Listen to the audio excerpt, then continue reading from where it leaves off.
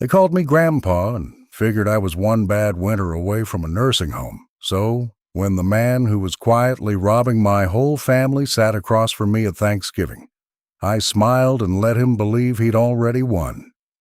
Before I get into any of it, thank you for being here. It means more than you know. I always like to picture who's out there listening, so tell me your city down in the comments, and I'll give you a shout-out for real. And if you've got a second, a like, and a subscribe, keep an old man's little channel running. So, my name's Ray, Raymond Kellerman, if we're being formal, and nobody's been formal with me since about 1994.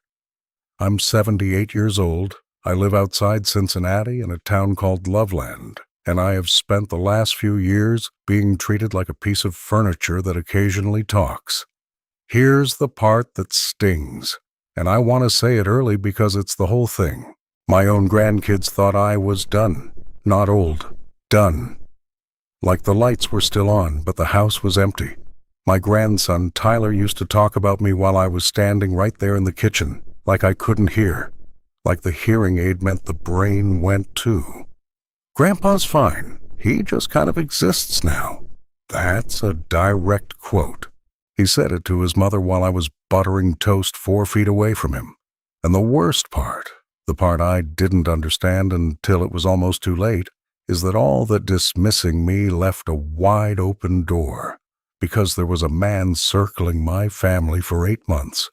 A smooth, handsome, well-dressed man, and not one of them saw him coming. But I did. I saw him the first night. I just didn't say anything yet. You'll understand why in a minute. Let me back up because you need to know who I actually was before the toast and the hearing aid, and the he just kind of exists now. I spent 31 years with the Central Intelligence Agency, most of it as an analyst and a case officer. I'm not going to give you war stories. Half of it I still can't say out loud, and the other half would bore you, because the real work was never the movie stuff.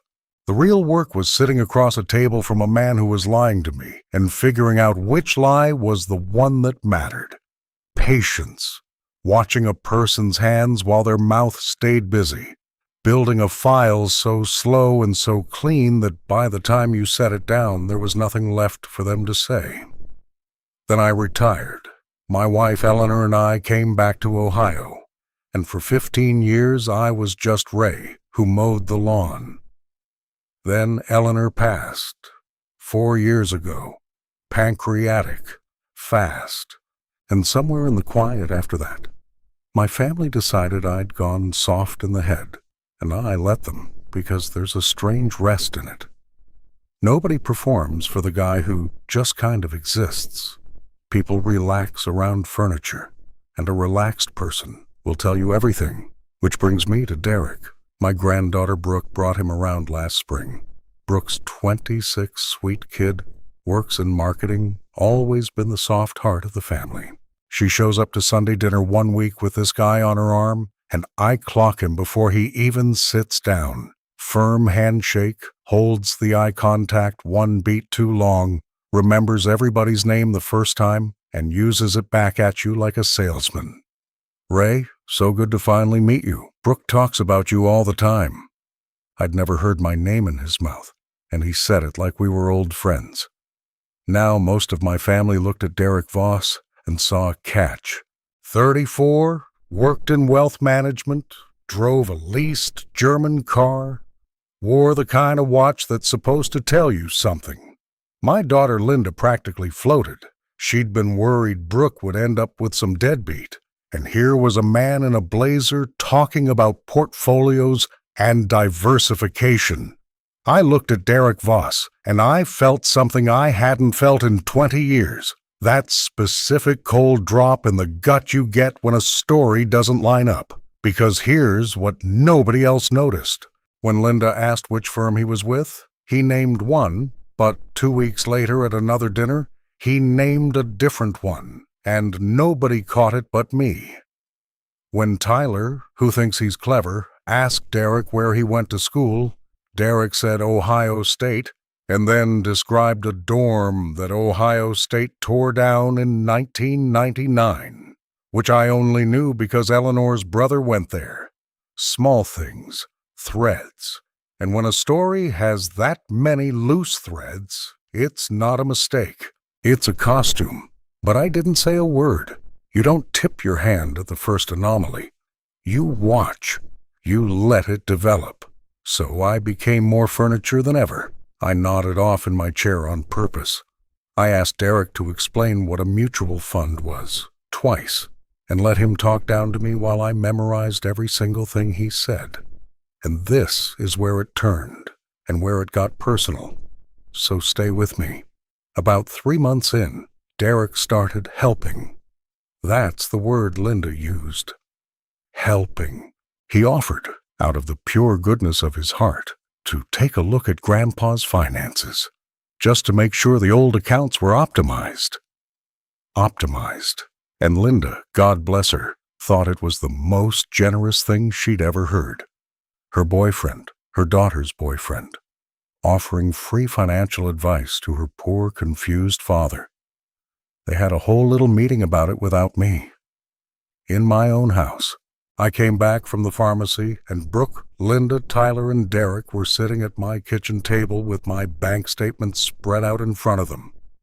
My statements, which live in a locked drawer in my office. Somebody had gone in and gotten them.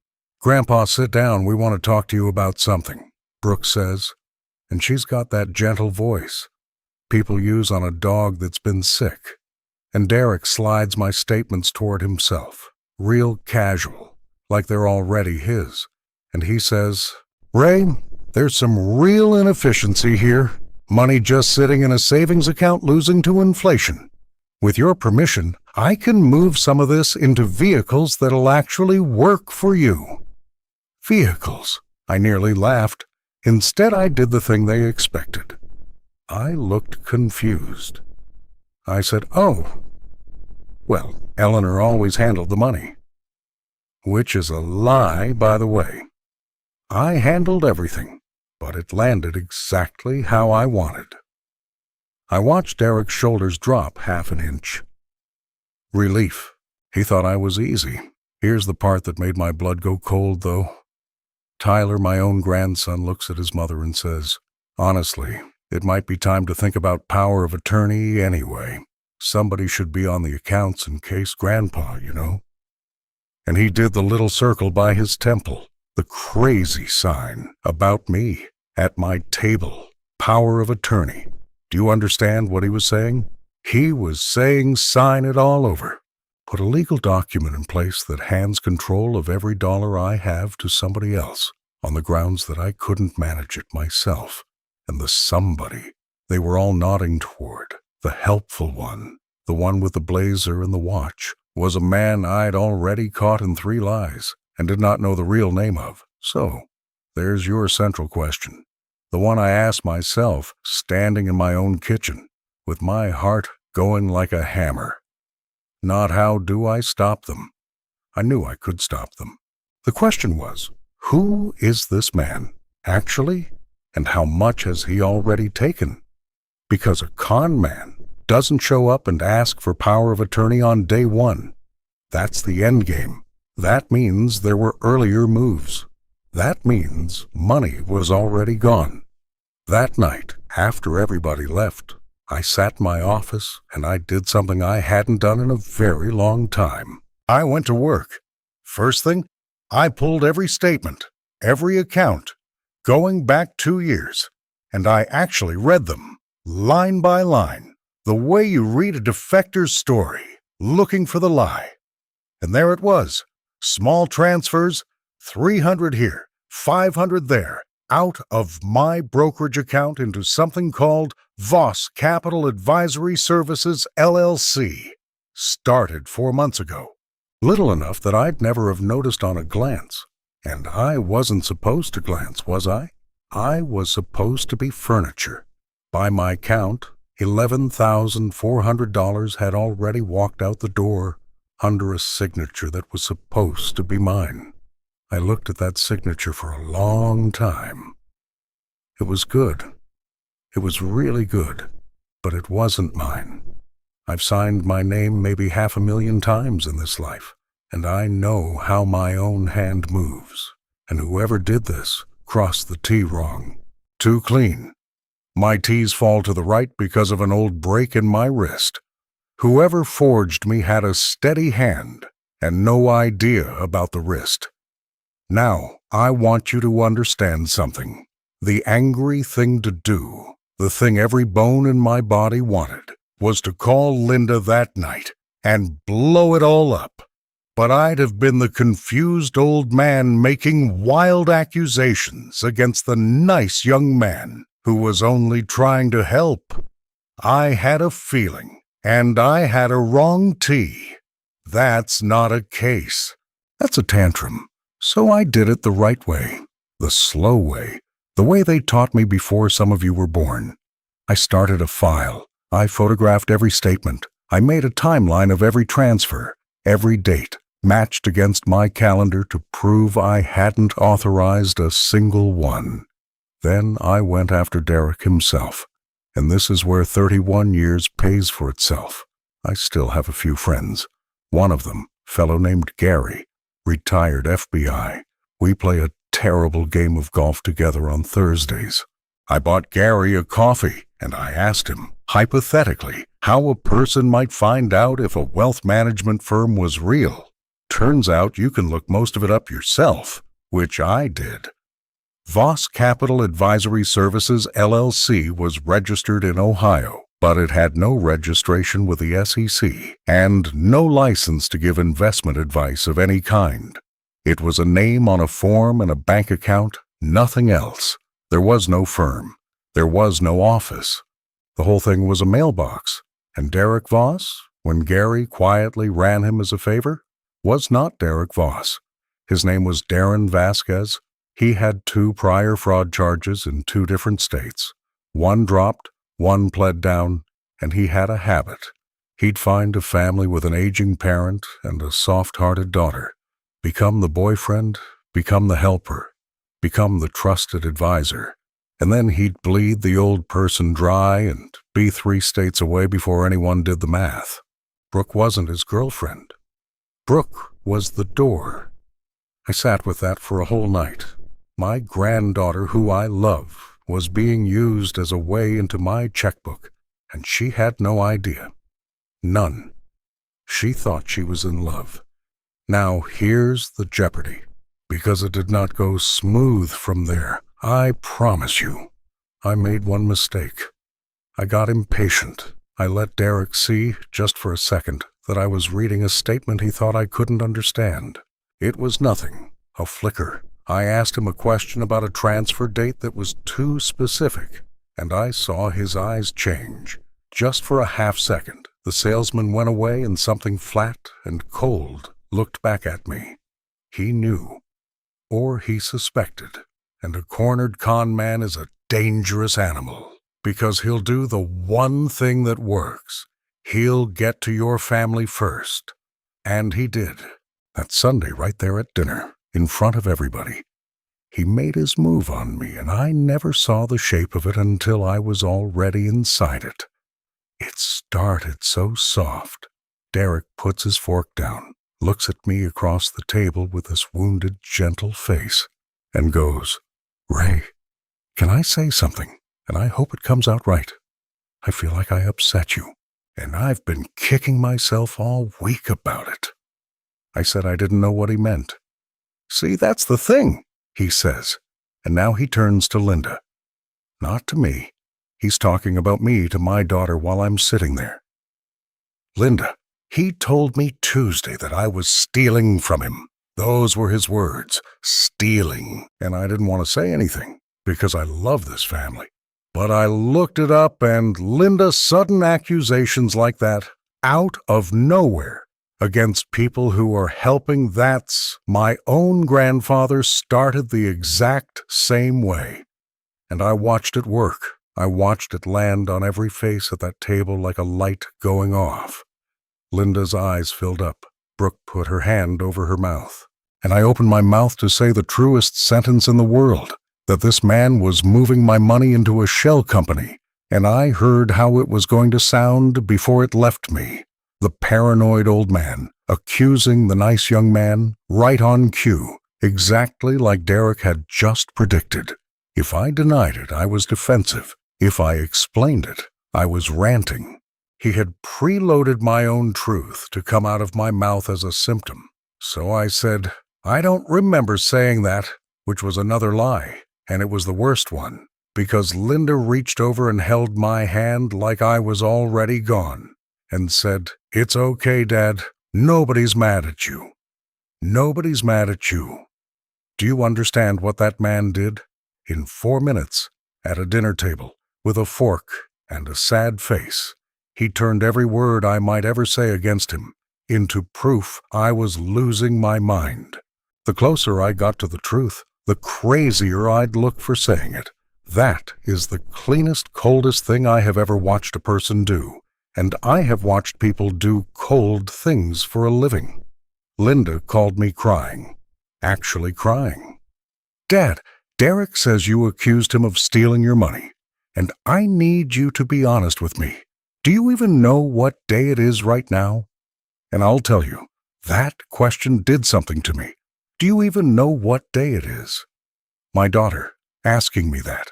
I've briefed people in rooms whose names I still can't say out loud, on days that changed things you read about in your history books, and my own child was asking if I knew it was a Tuesday. I almost broke right there and told her everything, the whole file, the real name, all of it. But I could hear it before I said it. "Mom, he's talking about the CIA now. It's getting worse." Derek would have loved that. The more true I sounded, the crazier I'd play. He'd built me a trap where honesty was the bars. So I did the hardest thing I have ever done in a life that had some hard things in it. I said, "You're right, honey. I've been confused. I'm sorry. I don't know what got into me." And I heard my daughter exhale like I'd handed her a gift, and it made me sick. And I let it, because a man who's really running an operation doesn't get to feel good about the lies he tells to protect it. Eleanor would have understood. Eleanor understood better than anyone what it costs to say the wrong thing on purpose to buy the right ending. And Tyler, Tyler was thrilled. This confirmed everything he already believed about me. He started coming around more, checking on me, which meant walking through my house taking mental notes on how confused Grandpa was.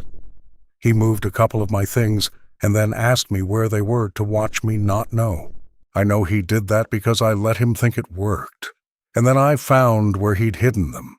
This was the low point. I want to be honest about that. There was a night in there where I sat alone in the dark in Eleanor's chair, and I thought, maybe I really am too old for this. Maybe I should just let them have the money. It's only money. I'm 78. How many more winters do I even get?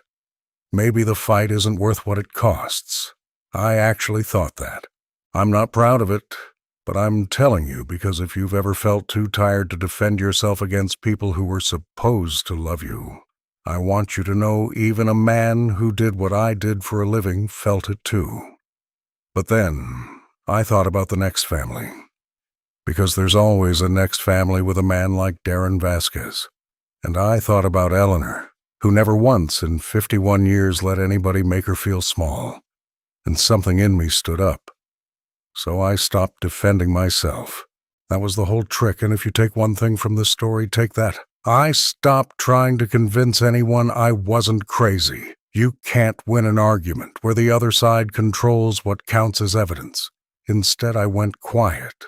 I got so quiet and so agreeable that Derek relaxed all the way back down. I even let him move more money, on purpose, because every transfer was another line in my file, another forged signature, another crime with a date on it. He thought he was winning. He was signing his own indictment, and I set the table. Literally, Thanksgiving. See, our family does a big Thanksgiving, always at my house, because it's the biggest house, and it was Eleanor's holiday. 20-some people. Linda, Tyler, Brooke, Derek, cousins, the whole crowd. And I told Linda in my most confused and defeated little voice that I wanted to do something nice for Derek to apologize for how I'd been acting. I asked if Derek could come early before everyone so we could sort out the accounts properly, all of us together, and put this behind us. I even suggested we invite a notary so we could make the power of attorney official, since everyone thinks it's for the best. Linda was so relieved she cried again. Grandpa finally came around. Grandpa's being reasonable. Derek, of course, was delighted. This was everything he wanted, handed to him. Power of attorney, notarized in front of the whole family, with a confused old man asking for it himself. He had no idea he was walking into a room I'd built for him. The notary I invited was real, by the way, but so was the other guest, Gary, my golf friend, retired FBI, who, it turns out, has a few friends of his own still working, one of whom was very interested in a Darren Vasquez, given the 2 prior states, Thanksgiving morning. I want you to picture my dining room, Eleanor's good tablecloth, the one with the little cranberries stitched in the corners, the smell of the turkey, and around the table before the big crowd showed up, the small group. Linda, Brooke, Tyler, smug, arms crossed, here to watch Grandpa finally sign himself away.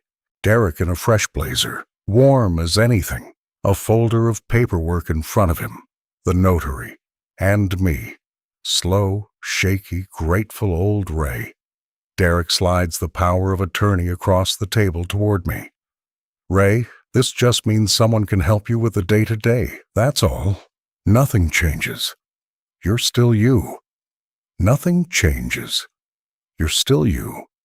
Say that to an old man to get his signature on his own life. And I picked up the pen. I did. I let them all lean in. Tyler actually had a little smile. Brooke looked like she might cry with relief. And I set the pen down and I reached under my chair and I brought up a folder of my own. Before I sign anything, I said, and my voice wasn't shaky anymore, I'd like to introduce a topic for the table. You could feel the room change. Derek's smile stayed, but his eyes did that flat, cold thing again. I opened my folder. Linda, honey, I'd like to start with a question for Derek. Not for me. I'm just the confused old man. I slid the first paper across, past my own POA, right in front of him. Derek, can you tell everyone which firm you work for? Because in the 8 months I've known you, you've named 3. He recovered fast. I'll give him that. Ray, I've moved firms. That's normal in this industry. I don't think this is the time. Sure, I said. Then let's talk about Voss Capital Advisory Services. And I laid out the registration paper. This is your firm, correct? The one my money's been going into? I put the next page down, except the SEC has no record of it, and the state of Ohio shows it registered as a shell 4 months ago. No license to advise anyone on so much as a piggy bank. The room got very quiet. Linda's brow started to fold. Dad, she started. I don't understand what. You will, I said. Give me a second, sweetheart. Then I brought out the statements. All of them. The timeline. Every transfer. Every date. $11,400. Grown to almost $19,000 by then, because I'd let him keep going. These are transfers out of my accounts, I said, that I never authorized, into his shell, on signatures that are supposed to be mine. I put the forged pages down next to a page I'd signed that morning in front of the notary. Everyone here, look at the T. Look at how mine falls to the right. I broke my wrist in 1971. My hand can't make it straight. His forgeries are straight. I looked at the notary. You're a document professional. You want to compare? Now Derek stood up, and here's where it almost got away from me, because he didn't panic. He got calm. Calmer than me. He put both hands flat on the table, and he looked around at my family with so much sadness it would have fooled me too if I hadn't known. Guys, he says soft, this is exactly what I was so afraid of. Look at this. He's got printouts. He's built a whole case in his head, a conspiracy with a folder against the guy dating Brooke. Linda, I begged you, remember, I said this was coming. And I felt the room turn. I actually felt it, like a draft under the door. Linda's face crumpled, and she wouldn't look at the papers anymore. She looked at me the way you look at somebody in a hospital bed. And Brooke, my Brooke, stood up next to Derek, and her voice cracked. And she said, "Grandpa, please, please stop. You're scaring me. Why are you doing this to him?" To him. The notary started quietly squaring his own papers like he was about to leave. Even Gary, over by the wall, shifted his weight, and I couldn't tell if it was time or a warning. For about 10 seconds, I want you to understand. I was losing. In my own dining room, on Eleanor's tablecloth, everyone I had left in the world was looking at the con man with sympathy and at me like a problem to be managed. 10 seconds is a long time when your whole family has decided you're the sick one. My hands wanted to shake, and I let them, one last time, because a shaking old man is what Derek needed to see to feel safe. "You're right, Derek," I said, quiet and broken. "I'm probably confused. I probably shouldn't have made a folder." And I saw it, that flicker of the wind in his eyes, that little relax. He thought he had the room. He sat halfway back down, and that's the moment I'd waited 8 months for. I let the shake go out of my hands.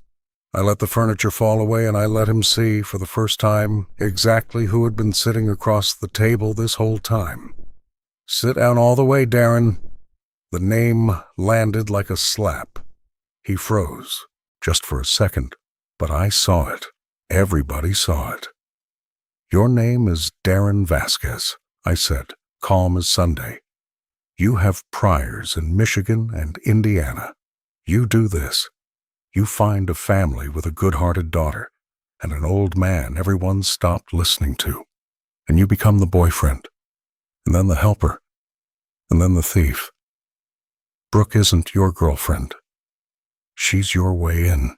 And I've known since the night you told Tyler about a dorm at Ohio State that got torn down before you'd have ever lived in it.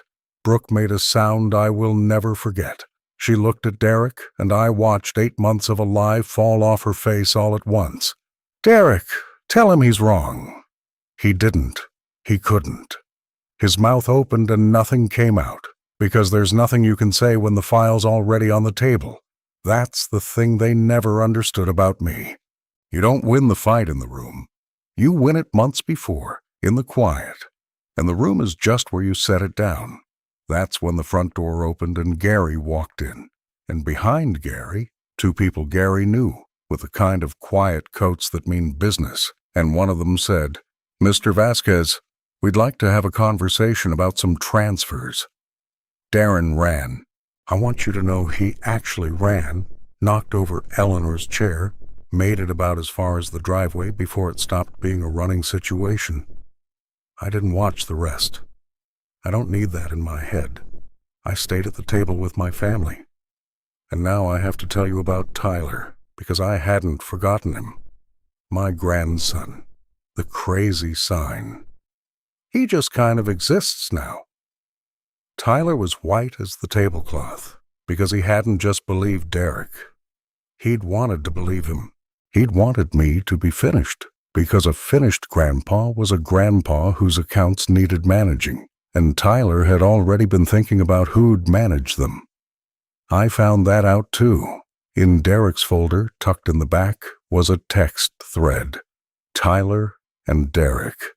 Tyler telling Derek the best days to catch me foggy. Tyler asking, and I quote, "So how does the split work once the POA goes through?" The split. My own grandson had a deal with the man robbing me. I didn't scream at him. I want you to hear that. After 31 years across the table from people who'd betrayed their own countries, you learn that the loudest thing you can do to a man is stay quiet and let him watch you know. I just looked at Tyler, and I put the text thread on the table face up so everyone could read it. and I said one thing. You were the only one at this table who thought I was stupid. Turns out you were describing yourself. He left, just got up in the middle of Thanksgiving and left, and his mother didn't follow him. And that was its own kind of ending. Here's what came after, because I know you want to know. Darren Vasquez, or whatever his name really is facing charges across 3 states now, mine included, and it turns out I was far from his first old man, just the first one who used to do what I did. The money came back, most of it, and honestly, I didn't care about the money. I never did. Brooke didn't speak for a week. She was so ashamed she'd brought him in, and I had to sit her down and tell her the truth, which is that being lied to by a professional liar is not a character flaw. It's just what happens when a good person meets a bad one who's had practice. She's okay now. She checks on me for real these days. Tyler and I are not okay. I don't know that we will be. Some things you can forgive without pretending they didn't happen. And Linda. My Linda cried for about an hour, not about the money, but because she realized she'd spent 4 years thinking her father was fading, when the truth is, I'd just gotten quiet. She said, "Dad, why didn't you ever tell us what you used to do?" And I told her the truth. Because the second you know a man used to read people for a living, he can't read anybody anymore. Everybody starts performing. I liked being nobody. It's restful. You want to know the strangest part? I sleep better now. That whole first winter after, the house was so quiet. Eleanor gone, and the family thinking I was gone too, and I'd lie awake feeling like a ghost in my own life. Now I sleep like a stone. The morning after that Thanksgiving, I made myself coffee, and I stood at the window in the cold, and I could actually feel my own shoulders again, if that makes any sense. Like I'd been holding them up around my ears for 4 years and finally set them down. I sat in Eleanor's chair with that coffee, and I told her all about it, out loud, the way I still do. And I swear I could hear what she'd have said. She'd have said, "Took you long enough, Ray. I don't have some big clean lesson for you. I'm 78. I'm tired. And I still can't tell you why my own family found it so easy to stop seeing me. Grief, I guess. Habit. It's easier to decide somebody's done than to keep paying attention to them. The only thing I really know is that they got comfortable being wrong about me, and it almost cost me everything. And it would have if I hadn't been who I was, long before any of them were born. Most old people don't have a Gary and a folder and 31 years of reading liars. Most of them just get quietly emptied out by the nice young man in the blazer, and nobody ever finds out. That's the part that keeps me up some nights. Not what happened to me. What happens to the ones who can't fight back. So if there's somebody in your life you've decided is finished, some old man or old woman you talk about while they're standing right there, do me a favor. Go pay attention to them. Ask them what they used to be. You might be surprised who's been sitting quiet at your table this whole time. Tell me your city down in the comments. I really do read them, and I meant that shout out.